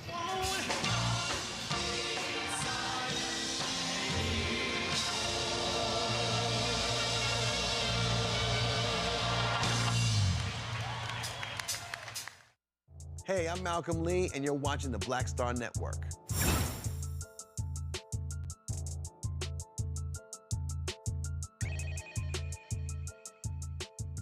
An additional 1,000 ICE and Border Patrol officers are being sent to Minneapolis after the fatal shooting of Renee, a 37-year-old mother of 3, by a federal agent last week. Department of Homeland Security Assistant Secretary Tricia McLaughlin says the ICE agents' footage seconds before Goods confirms their claim that Jonathan Ross acted in self-defense. She says the deployment is needed to protect personnel and enforce the law. Minneapolis leaders say more agents will only create chaos and intimidation. Minneapolis Mayor Jacob Frey condemned the heavy-handed federal presence, demanding the agents leave the city and are calling for an independent investigation. Congresswoman Ilhan Omar warned that federal tactics are stoking chaos with heavy immigration enforcement, blocking lawmakers from visiting ICE facilities. Omar and fellow Minnesota Democratic Congress members were denied access to an ICE facility on Saturday. That comes on top of roughly 2,000 federal agents who are already deployed. Folks, a GoFundMe campaign has raised nearly $400,000 for the coward who shot Renee Good in the face. It was created January 9th. The fundraiser aims to aid the potential legal defense of Jonathan Ross. Folks like billionaire Bill Ackman has given $10,000 to that as well. Also, the state of Minnesota, as well as the state of Illinois, are suing ICE because of their actions in those two states. What say you, Makongo? Look, in Minneapolis right now, there are more ICE agents than there are police. It is a militarized state. It is an occupation. And Trump is priming the rest of the country to show what could happen. And you see that these agents are completely unleashed and unhinged. You see the videos, where one said, after what happened to Miss Good, you saw what happened, right? And then as he snatched the woman's phone, we're hearing stories about, them walking through Target, walking into restaurants, seeing a group of a black or white person and a Latino person grabbing the Latino person, pulling people out of cars, and they're doing it to everybody in terms of the violence, and then arresting people who are black or Latino. This is Trump fully unleashed. As you're talking, I'm playing a video of them arresting folks who were just filming them. You see how their actions are. Keep going. Yeah, absolutely. This is complete gangbusters. This is Gestapo tactics. They raided someone's house today and took a family, according to journalist Michelle Norris. And you just come right off the heels of J.D. Vance saying last week that we're going to be going door to door. just like in Nazi Germany. This is where we are right now as a country. This is what was predicted. And if people don't continue to stand up, but look, I'm seeing these people out on the streets, man, but I'm not hearing anything from the sports world outside of Doc Rivers and Steve Kerr. I'm not hearing anything from the players. I'm not hearing anything from the business community. Target, all of these places, they're all there. Not hearing anything from any of those folks who are of the, well, the religious community has been speaking up. But at the end of the day, Roland, look at the, what was it, the Golden Globes that was last night or something? Like, nobody who got an award made a statement. The host did. Mark Ruffalo made some statements outside. This is happening right before our eyes. It's Nazi Germany in real time, and too many people are being silent right now. And that's the part that is the second most despicable thing outside of what's actually happening. People of so much prominence, people who got their names on the walls at Trump's ballroom and everything, are watching all of this happen. And it's disgusting and it's disgraceful, but it's only going to get worse if more of us don't take more action.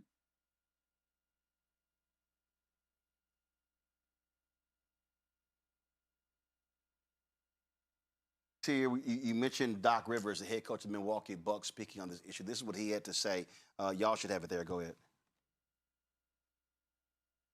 Told LeBron to shut up and dribble, and that kind of sparked a much larger conversation about who gets to have an opinion about the government, since basketball players are obviously also private citizens.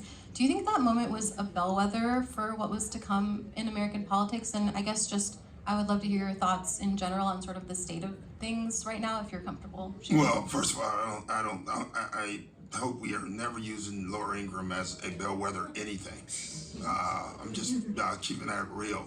She's more of a political actor than anything. Yeah, she would sign at CNN if they gave her enough money tomorrow, and she'd be a Democrat. So I'm going to just throw that part out. But there's been a lot of guys. I think Arthur Ashe would be the first. You know, if you just go back in history, and Muhammad Ali. You know. I think everyone should speak up. I don't think it has to be an athlete. I don't think it has to be a celebrity. I think everyday people, all of us, should speak up if we think something's morally wrong. You know, what happened in Minnesota was a straight up murder, in my opinion. And it's awful. You know, this lady was probably trying to go home and she didn't make it home, and that's really sad. So, the whole ICE thing it's a travesty. You know, it's clearly, to me, we're attacking brown people, and I just happen to be brown, and I don't think it should just be brown people who are upset at this. I think we all have to be. I don't care what side of this thing you are on politically. What's going on in our country right now is absolutely wrong as far as the race stuff. The politics, I'm not going to get into. The race stuff, I will, and it's just wrong, and we have to do something. But the only thing we can do right now is keep speaking up, because it doesn't seem like they care, and that's troublesome. Last thing I'm going to say, because I don't want to stay on this, but I could. I keep thinking about kids, and when I grew up, the president was always the role model, and I think about that and the effect of being a bully, lying. How is that good for our kids? And that worries me for our future. Timberwolves, recognized, her life and the tragic nature of her death, and it's shameful, really, that in our country we can have law enforcement officers who commit murder and seemingly get away with it.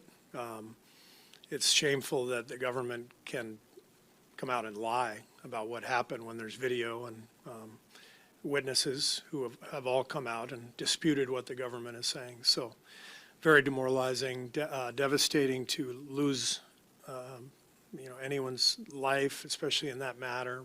So it's terrible, terribly sad for her family and for her and for that city. And I'm glad the Timberwolves came out and expressed that sadness.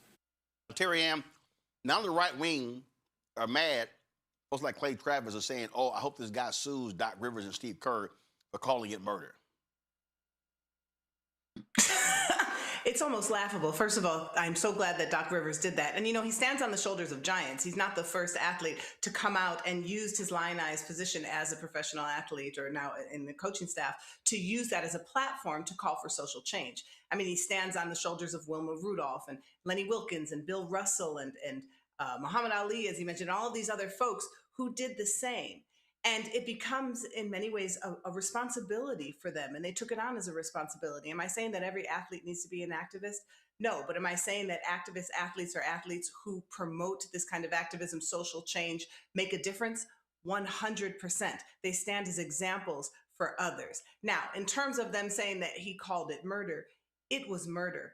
The Department of Homeland Security put out a longer video this morning, 3.5 minutes, and they said, you know, this is the smoking gun, essentially. This is a video that will demonstrate that Renee Nicole Good was actually impeding their ability. I think that's the word that they used, impeding their ability to carry out their duties.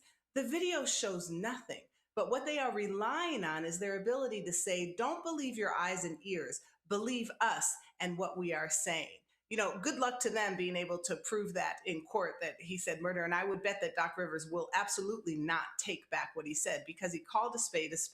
And what we watched was a murder. And also what we're going to watch is a mounting campaign in opposition to ICE. They are the modern day slave catchers. And one thing I can say about slave catchers, particularly after 1850 and the compromise of 1850, is that as they were snatching people visibly off the streets, just like ICE is doing, whether people were born into slavery or free people, just like whether you're a citizen or not, they were physically taking them and placing them back into slavery. It is the most modern parallel that we have. Yes, they are like the Gestapo, but they are these slave catchers. But you know what happened because of the visibility of their inhumanity and the visibility of their disdain for people? People across racial boundaries, Black people and white people, came together and they mounted increased abolitionist efforts to stop slave catchers. That is what we're seeing today. That is why we saw protests in the streets of Seattle and Minneapolis and Phoenix and so many other cities immediately following this death. So they can ramp up ICE's presence in Minneapolis, but I think what they're going to do as a side effect of that is ramp up the opposition. We certainly will see that is happening. The protests continue, the lawsuits continue, and they are digging in, and so are those against them. We appreciate it, Terry Ann Omekongo. Thanks for joining us on the panel today. Thanks a lot. Thank you. Folks, if y'all want to support the work that we do me a favor. Please join our Bring the Funk fan club. Your dollars make it possible for us to do the work that we do. I went by the mailbox today. Had been, of course, we're out. Had not been there in a month, but more than a couple of hundred envelopes there. So I'll be going through opening those. I appreciate those checks and money orders. If you want to contribute, please do so. Via Cash App, use the Stripe QR code. You see it right here. You can also use that for credit cards as well. If you want to just click the Cash App button to contribute. If you want to send a check and money order, make it payable to P.O. Box 57196, Washington, D.C.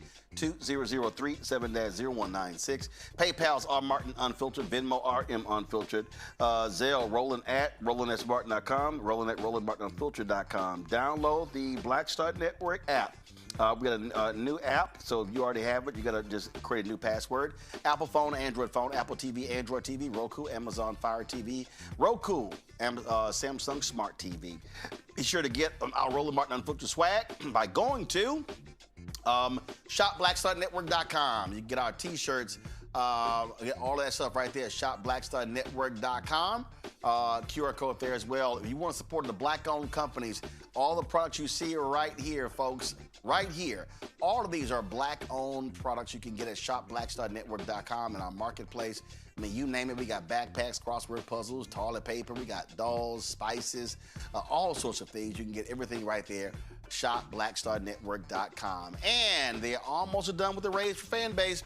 If you want to invest and get more information at startengine.com/fanbase. If not, you can still download the app there as well. All right, folks, game time starting shortly, 6 minutes.